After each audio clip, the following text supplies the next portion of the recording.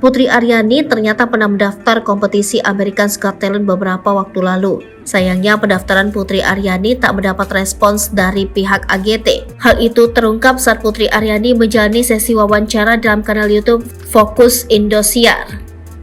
Dulu sempat apply cuma gak ada respon, kata Putri Aryani. Kekecewaan Putri pun terbayar ketika dirinya mendapat undangan dari pihak AGT yang melihat video-videonya di media sosial.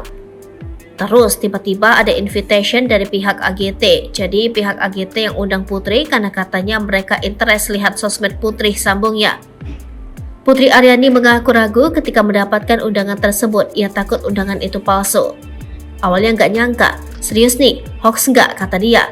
Meski mendapat jalur khusus untuk tampil di AGT, Putri menegaskan dirinya diperlakukan sama seperti peserta lainnya. Putri Aryani juga harus melewati beberapa tahapan seperti tahap wawancara dengan pihak AGT, mengirim karya, hingga daftar lagu yang akan ditampilkan pada audisi AGT berlangsung.